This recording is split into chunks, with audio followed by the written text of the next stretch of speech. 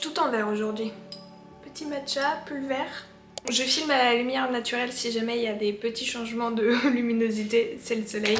J'ai eu très récemment 24 ans, le 6 février, je viens de fêter ma 24e année et ça n'a clairement pas été comme toutes les autres années. Avant j'avais un petit peu peur de vieillir, mais cette année je me sens bien plus sereine avec moi-même du fait de vieillir, du fait de prendre de l'âge, c'est comme ça. Aujourd'hui on se retrouve pour que je puisse vous partager les 24 leçons que j'ai apprises au cours de mes 24 dernières années. Première leçon, les relations familiales changent avec le temps et c'est normal. On ne choisit pas sa famille, mais on peut essayer de faire au mieux avec. Et j'ai eu une très bonne surprise le jour de mon anniversaire. Mon père m'a appelé alors que ça faisait très longtemps que j'avais pas eu de contact avec lui. Donc ça peut changer. Je suis en train de me brûler.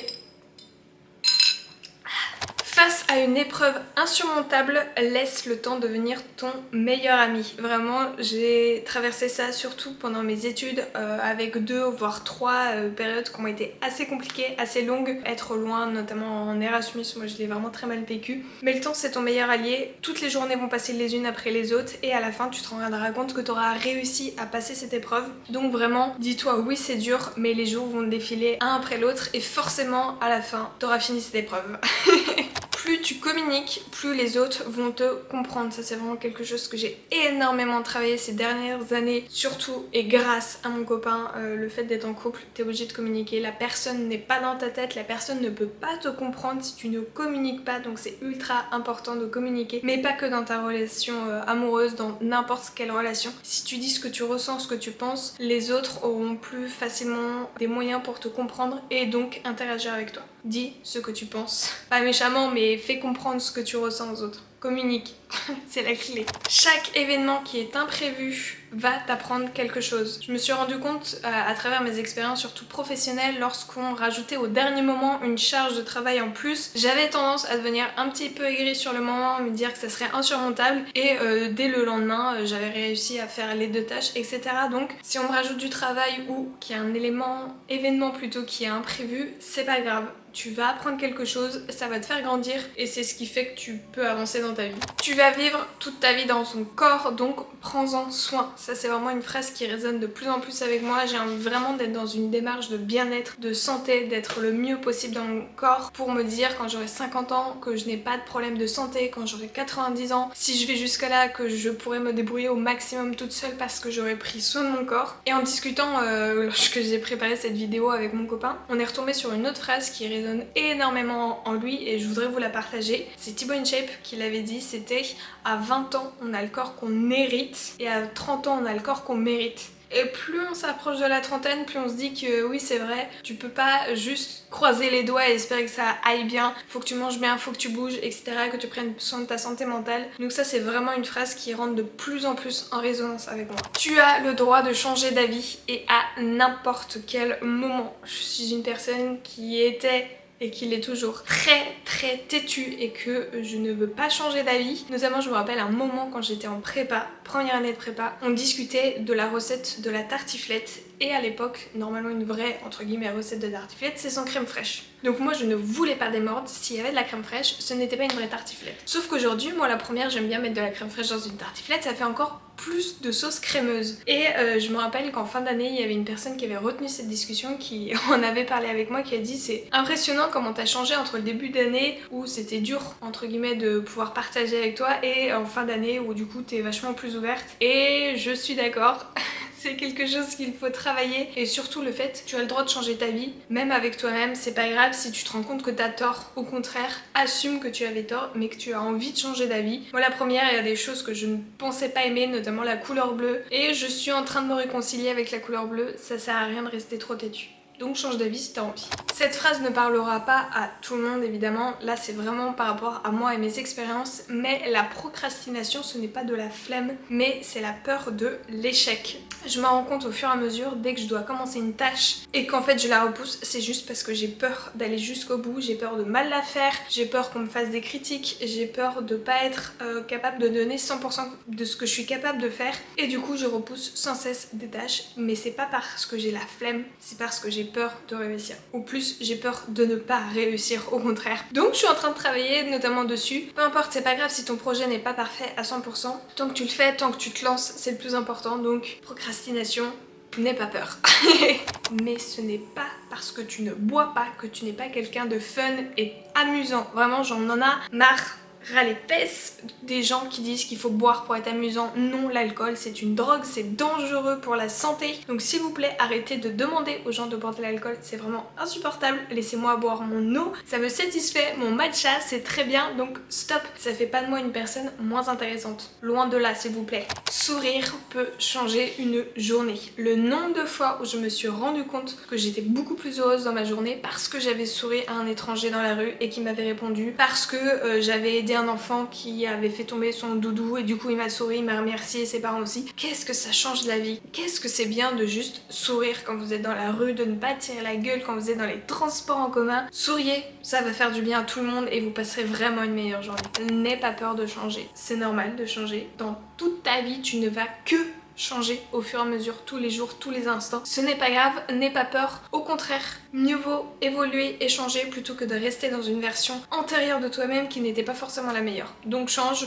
tout ira mieux après. Pour revenir à la santé, prépare tes repas en avance parce que meilleure sera ta nourriture, meilleur sera ton carburant dans ta santé, ça c'est ultra important, vraiment. Plus tu prépares en avance, moins ça te coûte cher parce que tu fais tes courses en une seule fois, parce que tu sais ce que tu as mangé, parce que tu as prévu des courses qui sont sains et de repas qui sont sains pour ton corps, pour ta santé. Prépare tes repas en avance. C'est ce que je fais depuis que je suis avec mon copain, depuis un petit bout de temps on fait ça, mais vraiment ça change la vie. Tu planifies, t'écris et comme ça tu ne te prends plus jamais la tête à savoir quoi manger. Est-ce que le soleil pourrait revenir s'il vous plaît?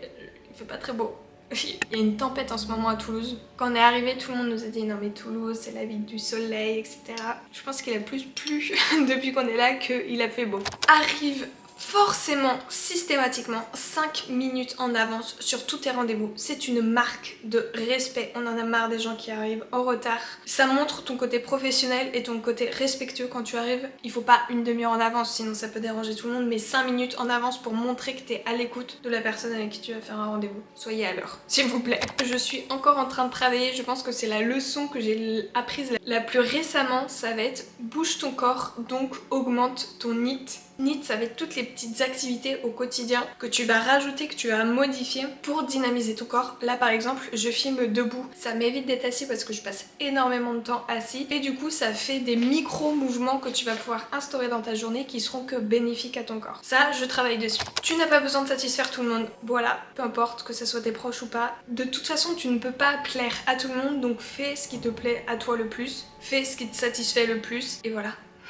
Partir loin pour mieux te connaître, je ne l'aurais jamais mis il y a quelques mois, mais j'ai l'impression que depuis que je suis arrivée à Toulouse, que je suis loin de toute ma famille, de tout le monde, j'ai l'impression que je me connais mieux et que je sais ce que j'ai envie et que je me dis que je serais capable par exemple partir loin et vivre seule. Quand je dis seule, c'est avec mon copain, mais partir dans n'importe quelle région de France et que je pourrais vivre une vie très épanouie et non obligée de rester dans le département, dans la région dans laquelle je suis née. Ce n'est pas obligatoire. Tu peux t'épanouir ailleurs et il y a plein de choses qui existent ailleurs. Ça, je l'ai appris l'année dernière, donc en 2025. Cultive ta créativité surtout et travaille là au maximum. La créativité, c'est quelque chose qui est ultra intéressant pour ta tête, ton cerveau et même après ton travail et tes relations.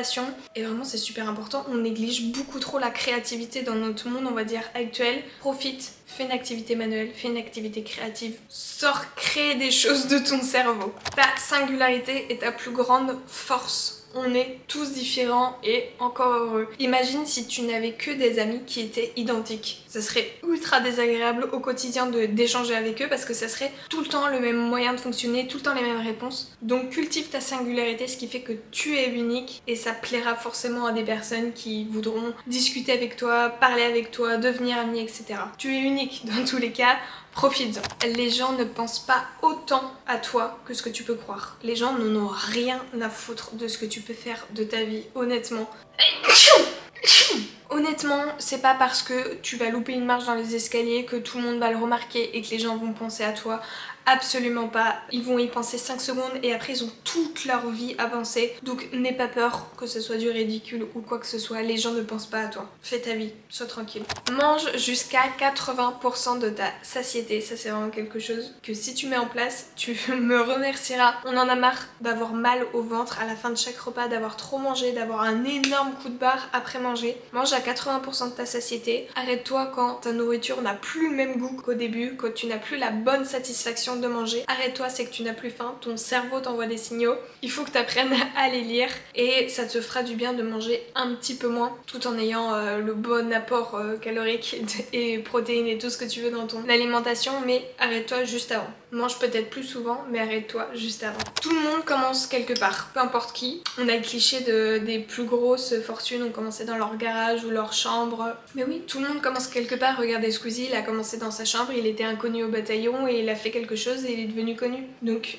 peu importe le projet, peu importe la décision que tu as envie d'amener dans ta vie, commence. Essaye, et quand tu regardes les autres, ils sont que dans une certaine partie de tout ce qu'ils ont pu faire avant et tout ce qu'ils feront après. Donc vraiment, tout le monde commence quelque part. Ton hypersensibilité est une chance. Écoute tes intuitions, ça c'est ultra important s'il te plaît, et aussi écoute tes émotions et celles des autres. Tu as un pouvoir magique, si on peut dire ça comme ça, de pouvoir détecter plus facilement les émotions que les gens vont avoir, donc essaye de le cultiver et de comprendre comment ça marche. Ça t'aidera forcément, même dans ton taf. On ne néglige pas les personnes hypersensibles. Une personne qui est intéressante ne sera pas forcément celle qui parlera le plus, qui parlera le plus fort. Dans un groupe, parfois c'est pas forcément la personne la plus intéressante, au contraire, peut-être que c'est celle qui parle pas beaucoup, qui aura beaucoup de choses à t'apprendre. Privilégie toujours la qualité à la quantité. J'ai rien d'autre à dire. Et enfin, 24e leçon, ça c'est un petit peu dommage qu'elle soit dans les leçons, mais tu ne vis pas dans le monde des bisounours. Enlève ta crédulité. Apprends à discerner les gens et ce qui t'entoure sans perdre ta bonté, mais honnêtement, tu ne vivras jamais dans le monde des bisounours. Parfois, ça sera les mauvaises personnes qui gagneront et c'est comme ça et c'est dommage, mais essaye de rester toi le plus réglo possible, le plus droite dans ce que tu penses, dans tes valeurs, etc. Mais ne perds pas d'image que tout le monde n'a pas les mêmes valeurs que toi. Je blablate. Et voilà, c'était les 24 leçons que j'ai pu apprendre durant mon premier quart de vie, si on peut dire, pendant toute ma petite jeunesse. Si jamais vous avez des leçons que vous avez appris au cours de cette année, même si on est en début d'année, ou des leçons ultra importantes que vous avez apprises, n'hésitez pas à les mettre en commentaire pour interagir, pour savoir ce que vous avez appris comparé à ce que j'ai pu apprendre. Merci d'avoir regardé cette vidéo, n'hésitez pas à me rejoindre sur Instagram et TikTok, on peut se retrouver tout de suite si vous voulez. Et nous, on se retrouve pour une prochaine vidéo la semaine prochaine. Bisous! Hop, c'est dans la boîte.